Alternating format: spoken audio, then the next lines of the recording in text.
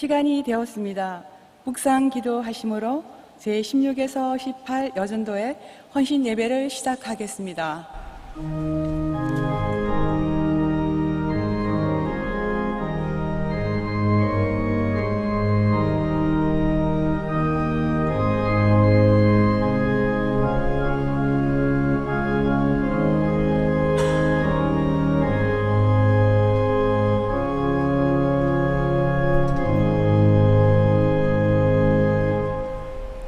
다 함께 찬송가 337장을 부르시겠습니다.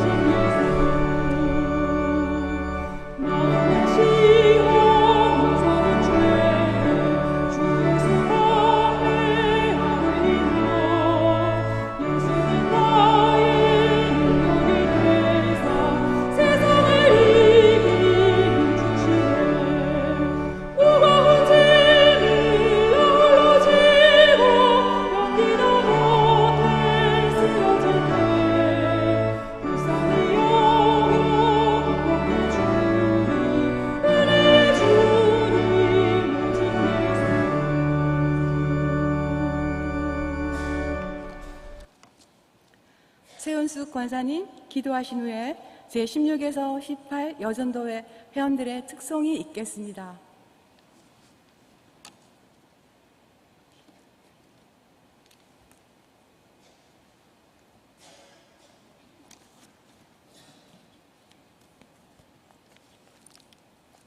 사랑과 은혜가 풍성하신 참 좋으신 하나님 아버지, 하나님께서 베푸신 은혜를 생각할 때에 하나님 앞에 감사와 찬송과 영광을 드립니다.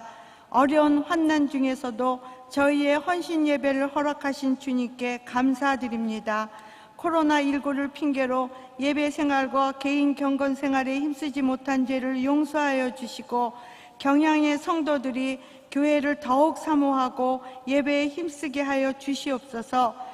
주일학교 인터넷 예배에도 함께 하셔서 아이들에게도 예수님의 참 사랑을 알게 하시고, 어려움을 당하고 있는 선교지에 선교사님들과 성도들을 안보하여 주시옵소서.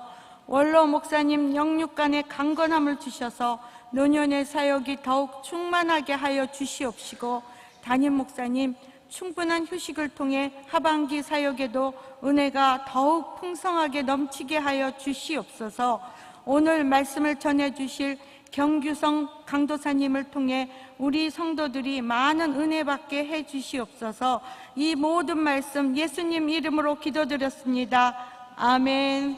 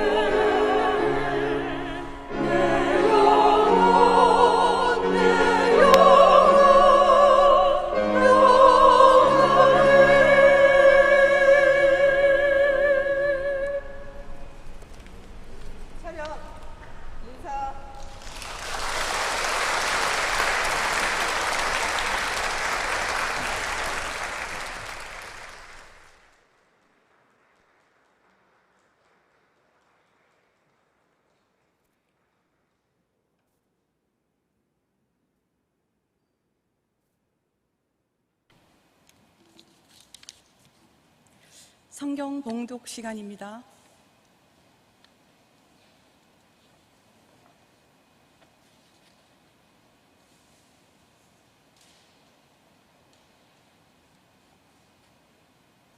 오늘 말씀은 야고보서 1장 1절에서 11절 본문입니다.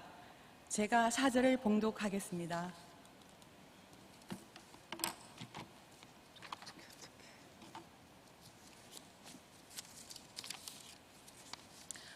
인내를 온전히 이루라. 이는 너희로 온전하고 구비하여 조금도 부족함이 없게 하려 함이라. 아멘.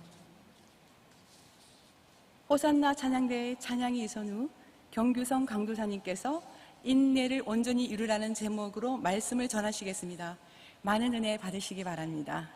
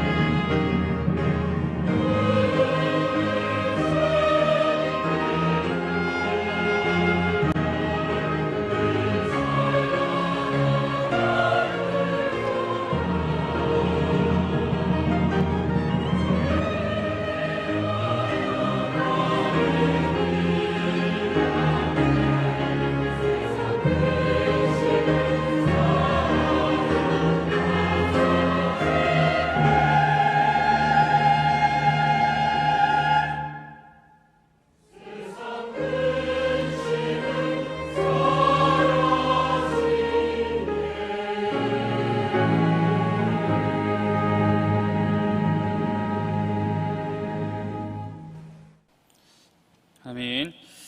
16에서 18 여전도의 회원들의 은혜로운 찬양 감사드립니다. 톨스토이의 인생이란 무엇인가 라고 하는 책의 한 장면을 소개해 드리려고 합니다. 한 나그네가 길을 걷다가 우물에 빠졌는데 우물 밑에는 독사가 있어 내려갈 수가 없는 상황입니다. 올라가려니 사자가 입을 벌리고 올라오기만을 기다리고 있습니다. 우물벽에 간신히 매달려 떨고 있는 그때에 칡넝쿨 하나가 보여서 그 넝쿨을 붙잡고 겨우 지탱을 하고 있는데 그 구멍에서 흰쥐와 검은쥐가 번갈아 나오기 시작하더니 그 뿌리를 갉아먹기 시작합니다. 이 시간이 지나면 넝쿨 뿌리는 다 쓸려 우물 바닥으로 떨어지고 마는 상황이었습니다. 이때 바로 옆에 있는 벌통이 눈에 들어오게 됩니다.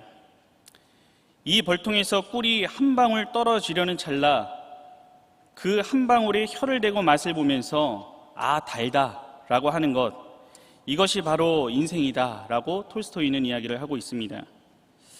오늘 이 말에서 톨스토이가 바라본 인생은 연속된 고난 속에서도 순간적인 쾌락과 또한 달콤함으로 우리에게 연속적으로 찾아오는 고통을 잠시 잊으며 견뎌나가는 존재로 보았던 것입니다. 오늘 본문에 기록한 야고보 역시 신자에게 찾아오는 여러 가지 시험들, 즉 신자들의 인생에도 시련은 찾아오기 마련이고 이는 한 번이 아닌 끝없는 연속이자 또한 동시다발적으로 일어날 수 있는 일임을 지적을 합니다. 오늘 이렇다면 야고보는 인생의 여러 시험과 시련들 앞에 신자로서 어떤 자세를 가져야 한다고 교훈하고 있습니까? 오늘 본문을 중심으로 인생길 가운데 만나는 여러 종류의 시험을 신자라면 어떤 모습으로 통과해야 하는지 오늘 본문을 중심으로 함께 생각해 보고자 합니다. 먼저 신자는 시험을 만날 때 인내함으로 영적 성장의 기쁨을 누려야 합니다. 오늘 본문 2절에서 4절의 말씀을 함께 봉독하도록 하겠습니다. 시작. 내 형제들아 너희가 여러 가지 시험을 당하거든 온전히 기쁘게 여기라. 이는 너희 믿음의 시련이 인내를 만들어내는 줄 너희가 알미라. 인내를 온전히 이루라. 이는 온전하고 구비하여 조금도 부족함이 없게 하려 함이라. 아멘. 오늘 본문 2절에서 야고보는 시험에 대한 이야기를 하는데 이 시험이 한 가지가 아닌 여러 가지다라고 표현을 합니다. 오늘 이렇게 여러 가지로 신자에게 찾아오는 시험은 두 가지의 의미가 있는데 먼저 자기 욕심에 미혹되어 빠지는 유혹과 일종의 자격을 취득하기 위해 통과해야 하는 테스트의 의미가 있습니다. 오늘 우리가 살펴본 본문에서는 유혹으로서의 시험이 아닌 후자에 말한 테스트, 즉 신자로서 성숙해지기 위해 필수적으로 통과해야 할 시험이라는 의미로 사용이 되었습니다. 이 말은 신자가 믿음으로 살고자 할 때에 따라오는 시련이나 시험으로 이해할 수가 있는 것입니다. 이러한 시험에 대해 야고보가 말하고 있는 이유는 무엇입니까? 이 편지를 수신하는 그리스도인들도 믿음의 삶 가운데 수많은 위협과 시험이 여러 가지인 현실을 살아왔기 때문입니다. 이 편지의 수신자인 디아스포라 신자들은 예수를 믿는다는 이유로 삶의 터전을 내려놓고 이주를 강제로 당했습니다. 이후 주후 46년에는 극심한 기근으로 인해 생활의 어려움이 가중되었는데 로마에서는 곡물 부족으로 종종 폭동이 일어날 정도였습니다. 이런 어려움과 불만 속에 유대 열심당원들은 행동으로서 자신들의 뜻을 나타내려 하는 사회적 불안도 발생하게 되었습니다. 이를 한마디로 말하자면 이 당시 야고보서를 수신하는 신자들은 정치와 경제와 사회적으로 매우 혼란스러운 시대 속에 살고 있었으며 이러한 시대 가운데 예수를 믿는다는 것은 그 한 가지만으로도 수많은 불이익을 당해야 한 시대를 살았던 것입니다. 이런 상황에 살맛이 나겠습니까? 이런 형편 속에서도 과연 예수님을 신실하게 믿고 싶었겠습니까? 이런 현실에도 불구하고 야고보는 여러 가지 시험을 만날 때에 온전히 기쁘게 여기라고 놀라운 선언을 하고 있는 것을 볼 수가 있습니다. 이 말 안에는 달갑지 않고 피하고만 싶은 시험을 만났음에도 불구하고 너는 억지로 기뻐해야 한다는 말이 아닙니다. 온전히 기쁘게 여기라고 하는 이 말은 어떤 시험이 내 앞에 다가와도 너희는 기뻐할 분명한 이유가 있다라고 하는 뜻을 함축하고 있습니다. 그 이유가 무엇입니까? 이는 3절에 나타난 대로 믿음의 시련이 인내를 만들어내기 때문이고 심지어 이것은 이미 너희가 알고 있는 것이라 말을 합니다. 오늘 이렇다면 시험을 당하는 신자가 반드시 알아야 하는 이 믿음의 시련이 인내를 만들어낸다는 말은 무엇입니까? 오늘 먼저 여기서 말하는 시련에 대해서 알아야 하는데, 이 시련은 도키미온이라는 헬라어로 금을 추출하기 위해 뜨거운 불 속에 넣고 불순물을 녹여내는 작업을 의미합니다. 이와 마찬가지로 믿음의 시련이란 믿음의 진가를 나타내기 위한 연단의 작업으로 볼 수 있습니다. 순도 높은 금을 추출하기 위해서는 많은 시련이 필요하다는 것인데, 신자의 믿음도 반복되는 시련이나 또한 정신을 차리지 못할 만큼 한꺼번에 밀려드는 시험으로 인해 순전한 인내를 열매로 얻게 되므로 우리 역시 기뻐할 수 있음을 말하는 것입니다. 오늘 이렇게 얻은 인내를 온전히 이루면 어떤 유익이 있습니까? 인내의 정체는 문자적으로 보면은 어떤 상황 아래서 흔들림 없이 머물러 있는 상태를 뜻하고 있습니다. 이 말은 어떤 모양의 시험과 시련 앞에서도 흔들리지 않는 신앙을 소유했다면 이것은 믿음의 시련을 통한 인내 때문인 것임을 말을 합니다. 나는 아무리 생각해도 이해할 수 없고 납득할 수 없는 상황 속에서도 이 시련을 통해 만들어진 인내는 신자의 심지를 견고하게 만들어 흔들리지 않는 믿음을 소유하게 합니다. 이를 정리하면 여러 가지의 시험을 기쁨으로 승화시킬 수 있는 이유는 시험이 인내를 만들어내며 그 인내는 신자로서 갖추어야 할 모든 자세를 온전히 구비하도록 하기 때문입니다. 시험을 반가워할 사람은 아무도 없지만 시험을 당할 때 그 순간이 힘들고 고통스럽더라도 신자는 그것으로 끝이 아님을 알아야 합니다. 아무리 힘들고 어려운 시험을 통과하더라도 신자에게는 이것을 기뻐해야 할 이유가 있습니다. 이는 바로 시험이 인내를 만들고 인내는 온전한 신자로 가꾸어 준다는 사실입니다. 힘든 고난 없이 영광은 없는 것처럼 시험 없는 신앙은 참된 영적 기쁨을 누릴 수 없음을 알아야 하는 것입니다. 오늘 우리의 주변에는 신자나 불신자나 삶의 어려움이 내 앞에 찾아왔을 때 내가 지은 과거의 죄의 모습들을 떠올리며 형벌적인 차원에서 죄와 시련이라고 하는 것을 인과관계적인 틀에서 생각하는 경우를 쉽게 보게 됩니다. 이러한 모습은 성경 안에서도 발견할 수가 있는데 욥의 고난에 대한 엘리바스의 말이 대표적이라 할 수 있습니다. 이는 만약 우리가 이런 시각에서만 머문다면 어떻겠습니까? 이 땅을 살아가며 끊임없이 죄를 짓고 살아가는 우리의 인생이 아주 불행한 일들로만 가득할 것입니다. 오늘 우리는 엘리바스에 대한 욥의 고백과 또한 성경의 여러 내용을 통해 우리가 알고 있어야 하는데, 이 시련의 원인을 생각하면서 나의 과거의 모습에만 시선이 머물러 있기보다는 이 고난과 시험이라는 상황까지 모든 것을 주장하시고 결국에는 합력하여 선을 이루시는 하나님께 우리의 시선을 돌려야만 합니다. 여호와 하나님께서는 우리 개인을 위한 분명한 목적을 가지고 하나님의 통제와 허락하신 안에서 내가 감당할 수 있는 분량의 시련을 통해 우리를 성화의 걸음으로 인도해 가시는 분임을 알아야만 합니다. 우리의 완전하지 못한 연약한 믿음을 시련을 통해 견뎌내게 하시고 이 시련을 통해 믿음을 온전히 하는 인내를 더욱 성장시켜 나가십니다. 나름 잘하고 있다 여기는 내 신앙의 실제적인 모습을 그 시련과 시험의 순간을 통해 분명히 자각하게 하시고 흔들리지 않는 신앙을 소유한 신자로서 연단해 나가시는 분이십니다. 이는 마치 기타를 처음 칠 때 줄을 잡는 손가락이 빨개지고 물집이 잡히고 또한 그 손이 터지고 피가 나는 순간을 반복하지만 이를 인내하고 극복했을 때에 그 손에는 굳은 살이 생겨 어떠한 곡을 쳐도 끄떡없는 상태가 되는 것과 같다고 볼 수 있습니다. 이러한 상황 가운데 우리는 또한 알아야 합니다. 이렇게 연단을 받고 신자로서 갖추어야 할 믿음의 인내를 소유하면서 온전히 구비되는 일은 내가 주체가 되는 일이 아니라는 사실입니다. 이 사실이 만약 이러한 일이 인간의 노력으로서 이루어지는 일이라면 언제나 한계를 만나게 될 것이고 실패와 좌절 가운데 시련과 그 시험을 극복하지 못하게 됩니다. 하지만 이 일은 본질적으로 하나님께서 행하시는 사역으로 이를 좀 더 구체적으로 말한다면 신자가 협력하는 하나님의 일입니다. 이렇다면 신자에게 찾아오는 시련과 시험은 무엇입니까? 신자라면 믿지 않는 자들과 분명히 다른 점이 있다는 사실을 기억을 해야만 합니다.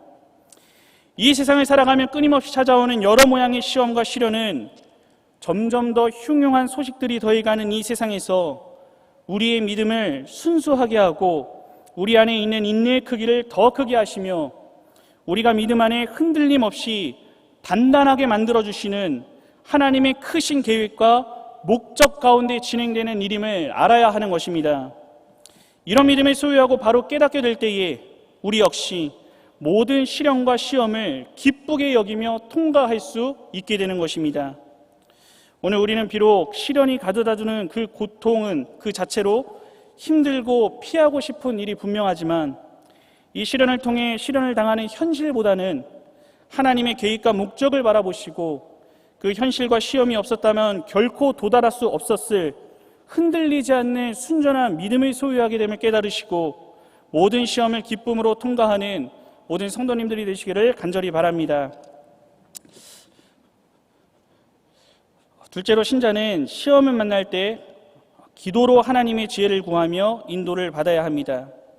오늘 본문 5절에서 8절까지의 말씀을 함께 봉독하도록 하겠습니다. 시작. 너희 중에 누구든지 지혜가 부족하거든 모든 사람에게 후히 주시고 꾸짖지 아니하시는 하나님께 구하라. 그리하면 주시리라. 오직 믿음으로 구하고 조금도 의심하지 말라. 의심하는 자는 마치 바람에 밀려 요동하는 바닷물결 같으니 이런 사람은 무엇이든지 주께 얻기를 생각하지 말라. 두 마음을 품어 모든 일에 정함이 없는 자로다. 아멘. 함께 읽은 본문에서 야고보는 앞서 언급한 여러 시험과 관련하여 이 시험을 이기는 지혜가 부족하다고 느끼는 자는 누구든지 하나님 앞에 나와서 지혜를 구하라고 하는 권면을 볼 수가 있습니다.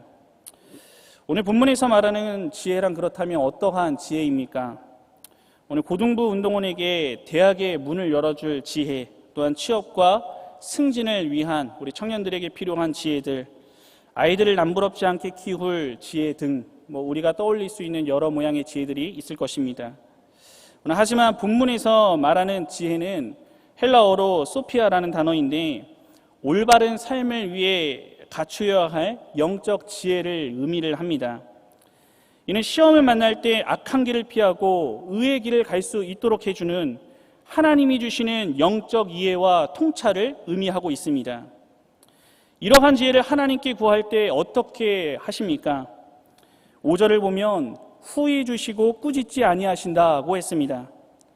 우리 하나님은 신자가 영적인 지혜를 구하는 것을 기뻐하시는 분이십니다.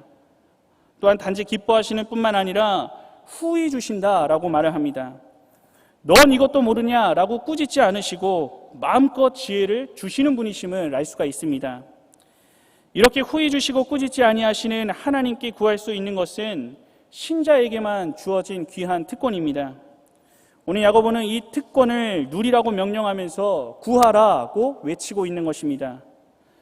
모든 시험을 이기는 길은 세상의 지혜가 아닌 하나님께서 꾸짖지 아니하시고 후히 주실 영적 지혜로만 가능하기에 이 응답하실 하나님을 바라며 구하라고 외치고 있는 것입니다. 오늘 이렇다면 이 지혜를 어떻게 구할 수가 있는 것입니까? 이에 대한 답이 6절에 나와 있는데 이러한 지혜를 구할 때 반드시 수반되어야 하는 간구의 태도가 어떠해야 하는지를 말해주고 있습니다. 이에 대한 답은 오직 믿음으로 구하라고 하는 것입니다. 믿음으로 구한다라고 하는 것 무엇입니까? 조금도 의심하지 않는 것을 말합니다. 의심하는 것이란 8절에 두 마음을 품는 것을 말하는데 이는 오직 하나님이 이길 힘과 지혜를 주신다는 사실을 굳게 붙잡는 것이 아니라 일단 기도도 한번 해보자 라고 하는 식의 태도를 의미합니다. 이는 마치 기도에서 나쁠 것 뭐 있냐 라고 하면서 마치 보험에 가입을 하듯이 일단 힘드니까 기도도 해보자 라고 하는 모습입니다. 이런 마음을 두 마음을 품은 것이라 말하며 이 두 마음을 품고 의심하는 자의 간구를 하나님께서 들으실 리가 있겠습니까? 우리는 복잡한 서울길을 통과할 때 올림픽대로냐 강변북로냐 이 두 길을 품고 있으면 왔다 갔다 하며 시간은 지체되고 결정할 수가 없듯이 여호와 하나님께 시험을 이길 영적 지혜를 구하는 자가 두 마음을 품고 의심하는 마음이 그 마음 가운데 남아있다면 이는 6절에서 말하는 바람에 밀려 요동하는 바다 물결 같을 뿐임을 기억을 해야 합니다. 오늘 야고보는 기도는 하면서도 아직도 신앙과 불신앙 사이에서도 이도 저도 선택하지 못하는 자기 모순에 빠져 망설이는 이 불신앙적인 태도를 버려야만 한다라고 촉구하는 것입니다. 오늘 만약 이를 버리지 못하면 주께 얻기를 생각하지 말라라고 7절에 단호하게 말을 합니다. 여호와 하나님을 신뢰하지 않으면서 구하는 자가 응답받을 수 있다고 믿는 것 자체가 헛된 망상에 지나지 않기 때문에 오늘 이렇게 단호하게 말을 하는 것입니다. 즉 하나님의 지혜를 구하고 응답받아서 그 하나님의 뜻을 쫓아 인도를 받는 일은 오직 믿음으로 구하고 의심하지 않는 신자에게 허락된 일임을 알 수가 있습니다. 실제로 신자들은 이 땅에서 수없이 많은 시련을 만나며 살아갑니다. 오늘 우리가 직면한 코로나19 바이러스는 진정될 줄을 모르고 현실을 더욱 어렵게 만들어가고 있습니다. 많은 자영업자들과 기업의 어려움은 이미 우리가 체험하고 있는 현실의 시련들입니다. 이 세상은 급변하고 확실치 않은 미래의 상황과 어려움 속에서 심란하고 혼란스러운 마음은 어쩔 수 없는 것 같습니다. 이런 현실 앞에 많은 고민들이 있으실 것이고 또한 선택의 기로에 놓이는 상황을 마주하게 될 수도 있습니다. 또한 밤새 전전긍긍하며 밤잠을 설칠 때도 있고 여러 방법들과 수단들을 알아보고 계획하기도 할 것입니다. 이는 꼭 코로나19 사태로 인한 것이 아니어도 이전에 경험하고 체험한 일들이라 생각됩니다. 이는 신자뿐만 아니라 불신자도 겪는 일이고 문제를 해결하기 위해 고민하고 애쓰는 모습은 불신앙적인 일이라 할 수 없고 신자에게도 반드시 필요한 일인 것임은 분명합니다. 이에 중요한 것은 같은 고난의 상황을 통과할 때 신자와 불신자가 분명히 다른 한 가지가 나타나야 하는데 오늘 말씀에서 볼 수 있듯이 바로 신자에게만 주어진 특권인 기도로서 하나님의 지혜를 구하고 인도를 받는 일이 이루어져야 합니다. 이렇게 여러 시련과 시련 속에 기도로서 하나님께서 주시는 지혜를 간구해야 한다는 사실은 이미 어린 시절부터 우리가 들어온 당연하고 마땅한 지식이지만 우리의 현실의 모습은 어떠합니까? 시험을 당해도 고난이 있어도 하나님께 바로 엎드리지 않습니다. 오늘 우리는 시험을 당했을 때 마땅히 하나님께 시련의 원인을 물으면서 성령의 조명하심 앞에 엎드려져야 하는데 이러한 모습은 늘 지체되고 시간이 걸립니다. 심지어 기도의 함을 알면서도 오랜 시간조차 간구조차 하지 않고 그 시간을 통과할 때가 있습니다. 이에 더 나아가 내가 처한 시련의 내용이 감당하기 힘들고 어려울 때 하나님 앞에 기도하지만 문제가 해결되고 나면 언제 그랬냐는 듯이 기도하지 않고 세상의 지혜만 구하며 살아가게 됩니다. 이런 연약하고 부족한 모습에도 우리는 기억을 해야 합니다. 우리가 하나님의 지혜를 구할 때 우리를 결코 외면하지 않으시고 후히 주시고 거절하지 않으시는 하나님이시라는 사실입니다. 하나님의 지혜를 구하는 자들을 결단코 빈손으로 돌려보내지 않으시는 분이심을 기억해야 합니다. 왜 그런 부족한 모습으로 무슨 배짱으로 너 내 앞에 나와왔냐고 내 앞에 행한 너의 모습이 어땠는지 아냐고 꾸짖지 않으십니다. 오히려 순전한 마음으로 넉넉히 주시는 하나님이심의 믿음으로 그분 앞에 날마다 간구하며 하나님께서 주시는 지혜를 잊기를 힘써야 하는 것입니다. 혹여나 내 뜻을 정하고 하나님께서 그 뜻에 맞춰주시기를 바라는 것도 안 됩니다. 내 마음과 생각이라고 하는 것, 인간의 욕심 그리고 생각 언제든지 변할 수 있고 불완전한 것이기 때문에 철저하게 하나님의 지혜로 깨닫기를 간구해야 합니다. 내가 당한 시험의 내용을 통해 하나님이 무엇을 요구하시는가 하는 것을 발견해야 합니다. 여러 어려움이 여러분의 삶 속에 시험으로 남겨져 있으십니까? 이를 통과하기 위해 세상의 지혜를 구하기에 앞서 하나님의 지혜를 먼저 구하시기 바랍니다. 내일이 아닌 오늘 또한 매일의 삶 속에서 하나님의 지혜를 믿음으로 구할 때 후히 주시고 꾸짖지 않으시는 하나님께 응답받음으로써 어떠한 시련도 하나님께 인도를 받아 넉넉히 이기며 나아가는 성도님들이 되시기를 간절히 바랍니다.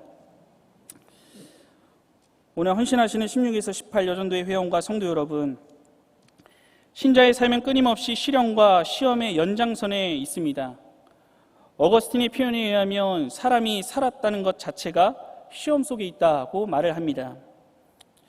우리의 삶이 평안하고 좋은 환경을 만나면 이것을 잃어버릴까 두려워하고, 또한 내가 싫어하는 상황을 만나면 어떻게든 그 상황을 모면하려고 발버둥치니 살아있다는 것 자체가 시련이다라고 하는 것입니다.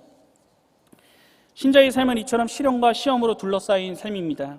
우리는 이를 직시하고 이 땅에서 시험당하는 것을 이상하게 여기지 말아야 합니다. 현실이 그렇다고 해서 내 인생은 왜 이런 걸까?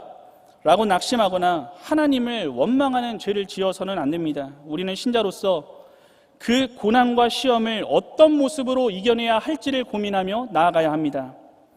무엇보다 한 번도 경험하지 못한 특별한 이 상황 속에서 예상치 못한 고난이 물밀듯이 밀려오는 이 시기에 이를 고민하고 나아가는 일은 무엇보다 중요하다고 할 수 있습니다. 이에 대해 우리는 어떤 답을 얻을 수 있습니까?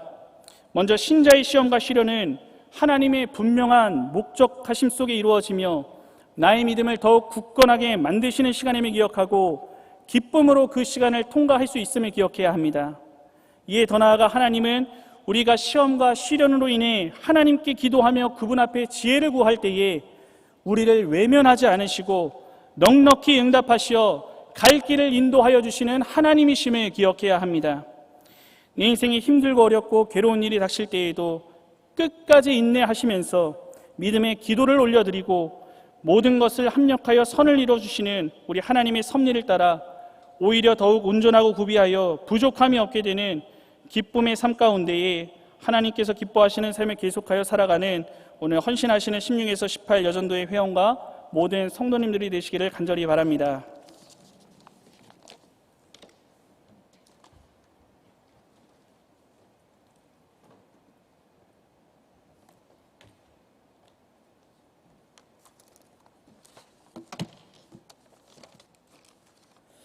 찬송가 543장을 부르시겠습니다.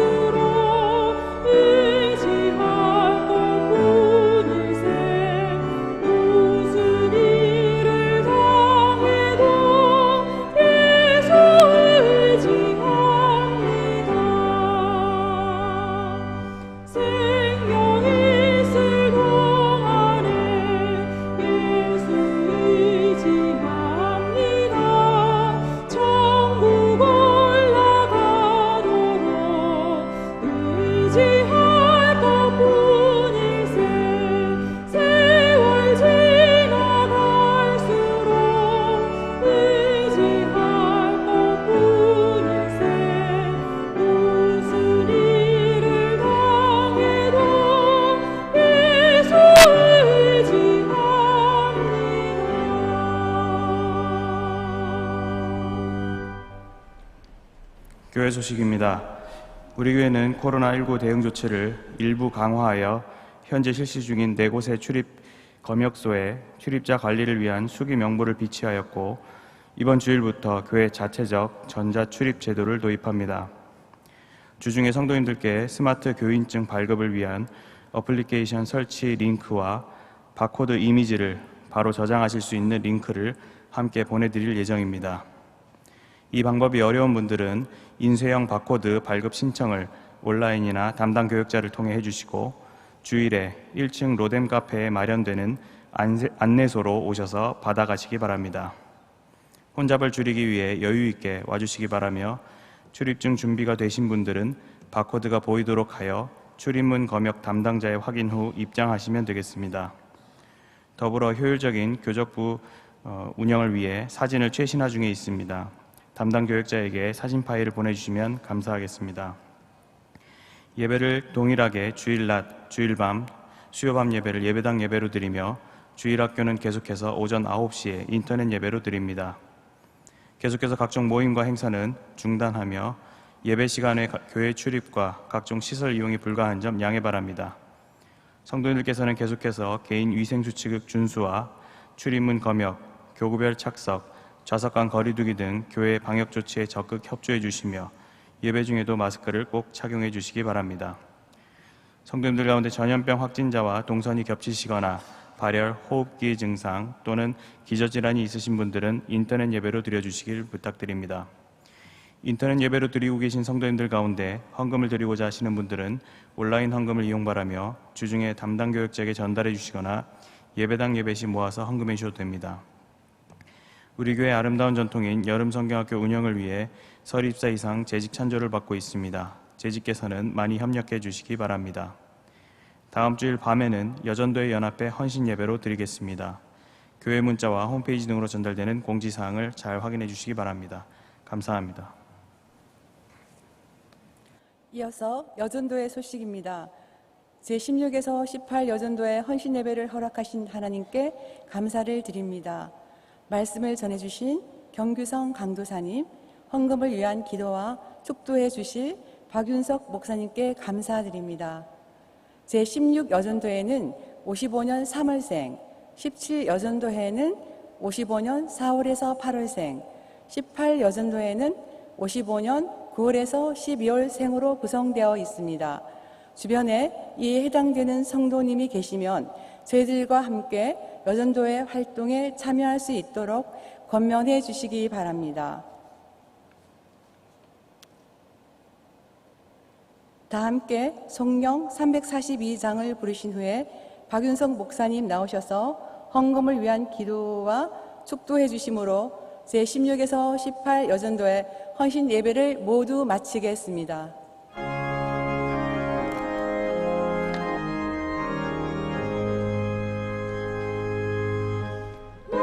시험을 당해 죄 짓지 말고 너 용기를 다해 곧 물리치라.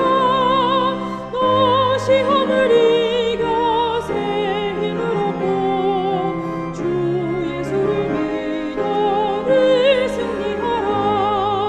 우리 구주의 힘과 그의 위로를 빌라. 주님 내 편에 서서 항상 도우시리.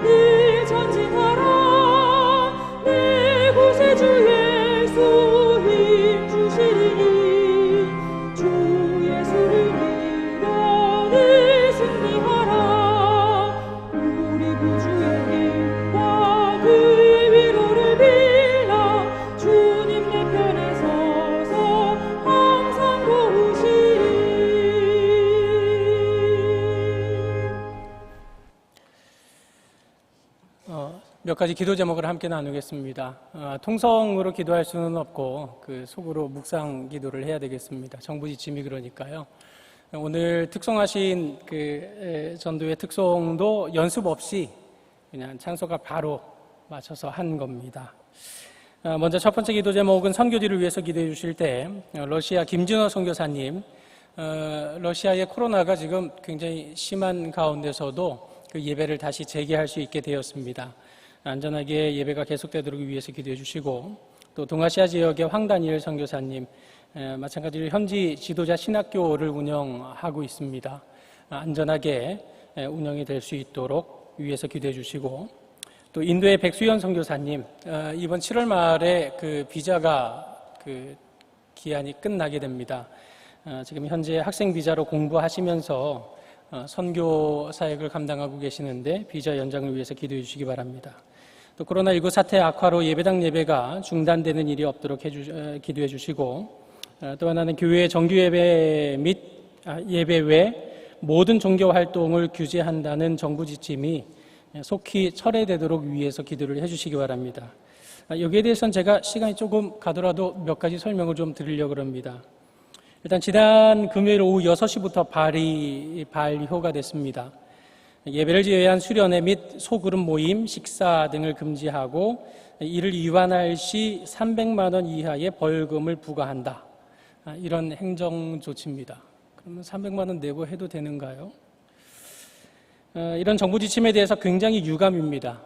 교회 방역 강화 조치가 얼마나 많은 모호함과 논리적 오류를 품고 있는가를 들어보시면 충분히 알 수 있는 내용입니다. 물론 우리는 이미 예배 외에 다른 모임들은 하지 않고 있습니다만은, 일단 모함의 첫 번째, 찬송을 크게 부르면 안 되는 겁니다. 기도도 크게 하면 안 되는 겁니다. 그럼 어느 정도가 큰 건가요? 어느 정도가 작은 거예요? 그러니까 공무원이 와서 이거 큰 소리입니다 하면 그냥 잡아가는 겁니다. 다시 말해서 행정권의 자율성이 너무 큰 겁니다. 엿장수 마음대로인 겁니다. 이런 모호한 법이 어디 있습니까? 논리적 오류입니다. 소모임이 안 된다. 그러면 이 소모임, 구역예배든 뭐든 이런 작은 모임을 교회 말고 그럼 가까운 카페에서 한다면 이거 벌금 내야 되는 상황이 되는 겁니다. 그러면 카페에 우리 교인 4명이 가서 거기서 작은 소모임을 하고 있었는데 그거 소모임 하지 말랬는데 했다, 걸렸다. 그럼 벌금 부과한다 치자고요. 그러면 그 카페 안에 있는 다른 사람들도 벌금을 내야 되는 겁니까? 당연히 안 내죠. 그러면 왜 똑같은 장소에 똑같은 방역을 한 장소에 있었는데 누구는 내고 누구는 벌금을 안 낸다는 얘기입니까? 이거 논리적으로 이거 말이 안 되는 거 아닙니까? 만약 교인이라고 하는 이유만으로 벌금의 대상이 된다고 하면 이거야말로 정말 심각한 차별이 아니고 뭐겠습니까? 카페나 식당 들어갈 때 체온 체크하는데 없을걸요? 교회는 적어도 들어올 때 명부 작성하고 체온 다 체크하는데요.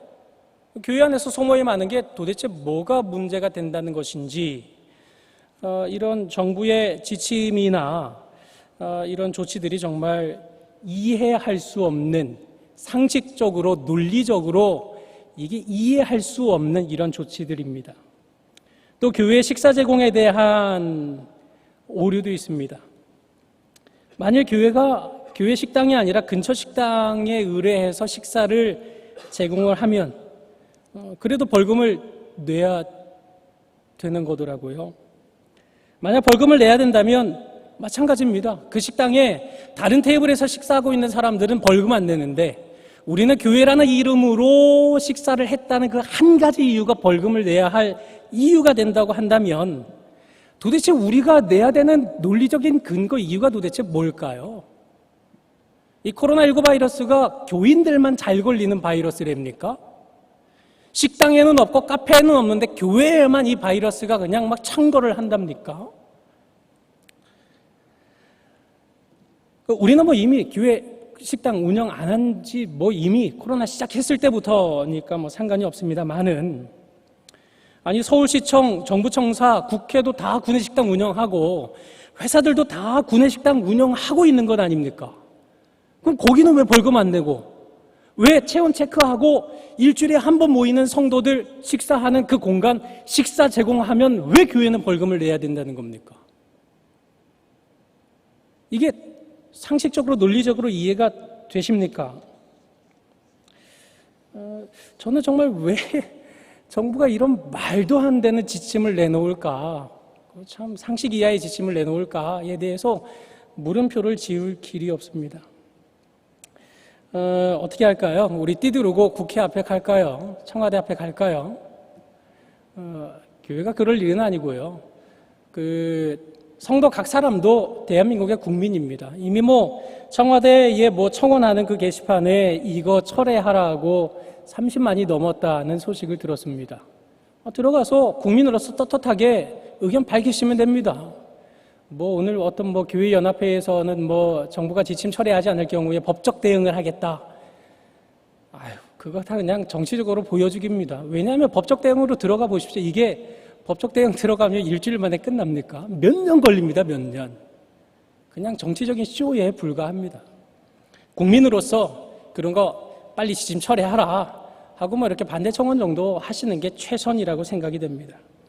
어쩌면 일전에 포괄적 차별금지법이 발의가 됐습니다, 국회에. 그러니까 동성애 포함해서 여러 가지.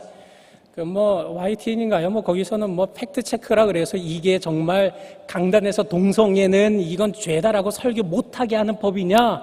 팩트 체크 결과 아니다. 이런 식의 방송을 했는데요. 그 법에는 물론 그렇지는 않아요. 그런데 법이라고 하는 게요, 한번 딱 만들어 놓으면요, 그게 디딤돌이 되는 겁니다. 관공서, 공공기관에만 이 법이 해당이 되는 그런 법을 만들었다고 했는데 그것이 모법이 돼서 여기에서 법이 또 하나 시행되고 또 하나 시행되면 동성애 죄라고 말 못할 날 오고야 맙니다.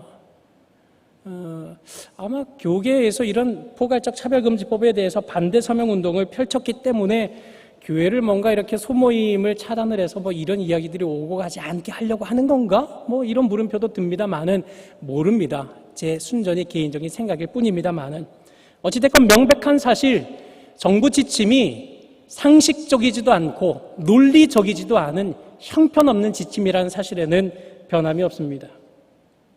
특별히 교회 출입 명부 작성에 대해서 이거 반드시 명부를 남겨라.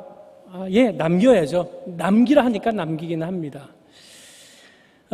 예배당 출입자에 대한 명부 작성을 할 때 이걸 수기로 할 거냐 전자식으로 할 거냐, 이 두 가지 방법이 있습니다. 지난주에 우리가 수기식으로 했는데요, 큰 무리는 없었습니다만은 일단 일일이 적어야 되기 때문에 불편합니다. 그리고 또 들어오는 시간 자체가 지체가 됩니다.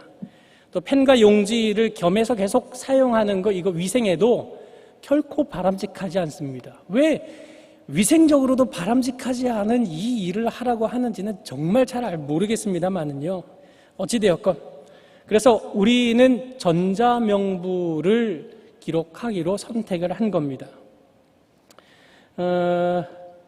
한간에는 정부에서 말하는 이 QR코드로 이거 교회 예배당 출입하는 거, 이거 찍는 건 누가 어느 교회 다니는지를 알아보기 위함이다. 이런 얘기를 하시더라고요. 어느 장로님이 아침에 저한테 카톡을 하나 보내주셨어요. 어떤 목사님의 고백이라는 글을 보내오셨는데, 이 목사님의 고백이라는 글이 정말 장황한 글입니다. 거기에 써 있는 내용이 과거 6.25 때도 일제 때도 공산당이 일제가 교인 명부 내놓으라고 했는데 그거 안 내놓고 목사님들이 끝까지 지키다가 감옥에 투옥당하고 순교했다. 저는 교회사 읽어봤지만 그런 내용 들은 적이 없습니다. 하도 이게 뭔가 해서 우리 교회 안에도 여러 목사님들하고 또 전도사님들 강사님들 물어봤습니다. 전혀 그런 내용 본 적이 없어요. 그도 그럴 것이 우리나라 70년대만 해도 교회 교적부가 어땠는지 아세요? 사람 이름 제대로 안 써 있어요. 전주댁, 누구 엄마 이렇게 써 있는 교적부인데요. 그러면 6.25 때하고 일제는 어땠겠습니까? 말도 안 되는 그런 소리로 정말 선동을 하는데 아무튼 QR코드 찍는 이것이 죄임을 고백하며 용서를 구한다고 장황의 회개하는 글을 쓴다고 뭐 그렇게 쓴 게 뭐 돌아다니나 보죠. 정말 말도 안 되는 얘기입니다. QR코드로 정보 취한다고요? 아니요. 정부가 가져가려면요, QR코드 안 해도 다 가져갈 수 있어요. 이미 우리 정보는 온 세상에다 깔려 있습니다. 그 미국에서 일어난 사건 모릅니까? 한 마트에서 고등학생 딸에게 출산용품 사라고 할인 티켓을 보냈어요. 여러 장을. 이 아버지가 그걸 딸에게 온 걸 보고 뒤집어진 거죠. 쫓아갔어요.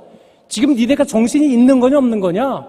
내 딸은 아직 고등학생일 뿐이다. 너네가 지금 미리 임신하라고 조장하는 거냐? 따지고 항의하고 거기 지점장이 와서 사과하고 그랬어요. 근데 일주일 뒤에 아버지가 그 매장 가서 다시 사과했습니다. 뭘 사과했을까요? 미안합니다. 내 딸이 임신한 게 맞았습니다. 그럼 그 매장은 그거 어떻게 알았을까요? 임신한 걸. 아버지도 모르는 걸. 이 딸이 인터넷으로 자꾸 뭐 엽산제를 검색을 하고 또 출산용품을 검색하고 이런 것들이 빅데이터에 다 들어가 있었던 겁니다. 그러니까 그 빅데이터 돌리니까 이 사람 곧 출산 앞둔 사람이네 하고 매장에서는 컴퓨터가 알아서 다 계산해가지고 그거 쿠폰 보냈던 겁니다. 이런 세상입니다. QR코드 찍는다고 내 신상 나간다고요? 아니요.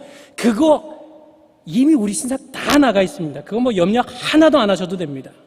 어찌되었건 우리는 전산 시스템 이용해서 출석 확인할 건데요.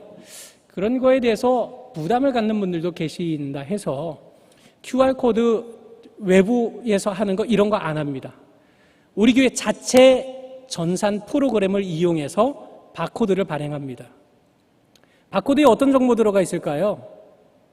내 이름도 안 들어가 있고요. 제 생일도 안 들어가 있고 제 주소도 안 들어가 있습니다. 단지 바코드에는 그 줄은요, 그냥 이렇게 숫자에 불과합니다. 그 숫자는 바로 성도님들의 교인 등록 번호 요 한 가지 들어가 있습니다. 그거 발행해 드리니 그거 가지고 이렇게 찍고 들어오시면 교회 출입하시기가 뭐 이렇게 어렵지 않고 불편하지 않고 수월하실 겁니다.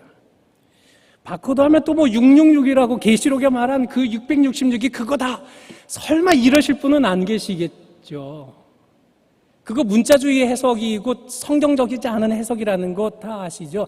만약에 666이요, 그 사람들이요, 참 666 했다가 어떨 때는 뭐 666 했다가 자기들 마음대로 숫자를 막 바꿔요. 666하고 666하고 어떻게 같습니까? 근데 그 사람들의 해석이 맞다고 하면요, 14만 4천인을 구원한다는 그 숫자도 숫자 그대로 문자적으로 해석을 해야 하는 겁니다. 14만 4천 명만 구원받는다, 이렇게 말해야 되는 겁니다. 그러니까 말도 안 되는, 옛날에 정말 말도 안 되는 성경 해석하고 있는 겁니다. 그러니까 그런 오해 없이 우리가 그 교회에서 교역자들과 또 이 일에 대한 대책위원회에서 정말 어떻게 하면 교회가 조금 더 진리운동에 차질 없이 모든 일들을 감당할 수 있을까, 정말 고심하면서 일을 진행하고 있는 거니 이렇게 믿고 따라와 주시면 됩니다. 그럼에도 불구하고 나는 뭐 못하겠다 하시면 그 수기 적으셔도 뭐 무방하겠습니다. 어찌되었건 정부가 좋지 않은 이런 것들이 정말 말도 안 되는 일방적이고 형평성을 잃은 논리적 모순 투성이의 조치이지만, 그럼에도 불구하고 우리는 이 정부 지침에 적극 협조할 겁니다. 아니, 정부 지침 이상으로 더 철저하게 개인 위생, 교회 방역에 힘쓸 겁니다. 왜냐하면 이런 모든 조치들과 실천들은 하나님의 형상인 한 생명을 정말 누구보다도 소중하게 여길 수 있는 일이 되기 때문에 그렇습니다. 하나님이 주신 생명, 정부가 이래라 저래라 하지 않아도 교회는 한 생명 그 누구보다도 더 귀하게 여기는 이 일에 온 힘을 다할 겁니다. 언젠가는 혹시 진리를 지키기 위해서 감옥에 가야 될 때도 오지 싶습니다. 그때는 목사들이 다 뛰어들 겁니다. 감옥이 아니라 뭐 죽는 자리에 간다고 해도 갈 겁니다. 그런데 이런 일은 정말 그럴 일이 아닙니다. 교회가 나서서 진리 파수를 하는 그런 운동의 일이 전혀 아닙니다.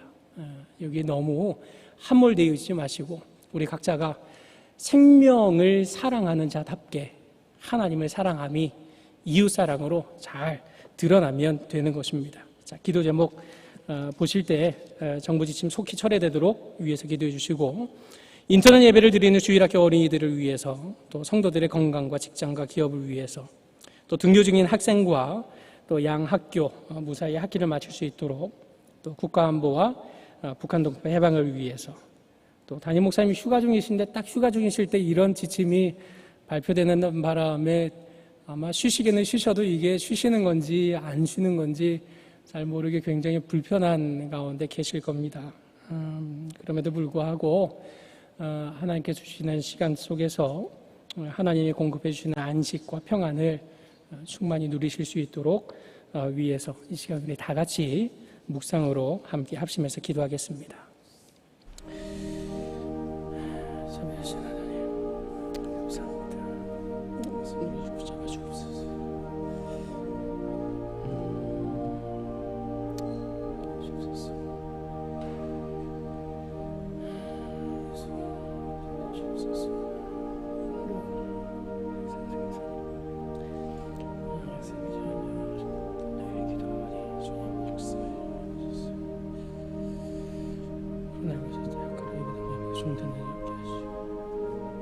교회 정기 예배 큰 종교를 등키지 않아 정하지 속히 전해되도록 인도하여 주시옵소서.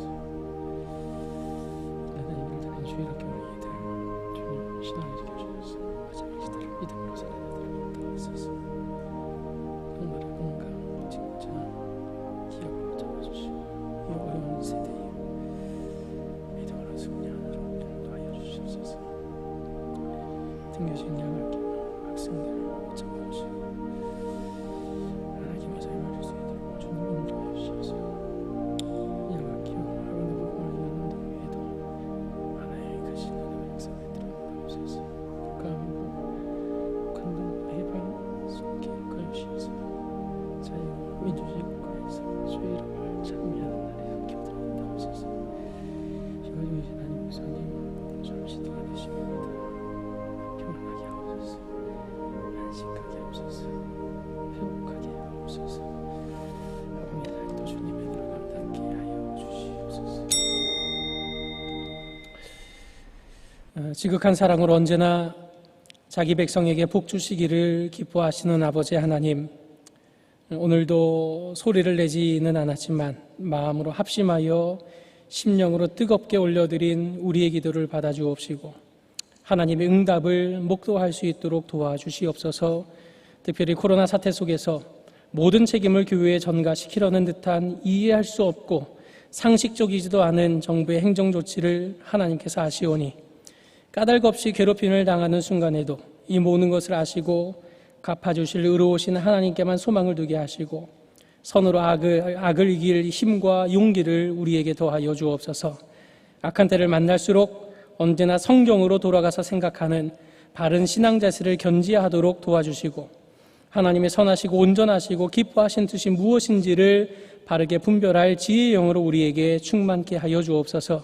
제16, 17, 18 여전대 회원들의 찬양과 물질의 예물을 받아주시고 언제나 예배하기를 기뻐하고 갈망하는 믿음의 어머니로 굳게 서서 인생의 자락마다 동행하시고 친히 싸워주시는 하나님을 더욱 깊이 체험하도록 인도하여 주옵소서. 예수 그리스도의 은혜와 아버지 하나님의 그 크신 사랑하심과 성령의 위로와 교통하심이 연약한 인생 앞에 다가오는 셀 수 없는 시험 앞에서도 믿음의 인내로서 영적 성장의 기쁨을 얻으며 기도 가운데 영적 지혜로 충만하게 채워주시는 하나님과 동행하는 즐거움을 누리기로 소원하는 제16, 17, 18 여전대 회원들과 이 시간 하나님 앞에 머리 숙인 모든 경향의 성도들 위해 이제로부터 영원토록 함께 하실지어다. 아멘.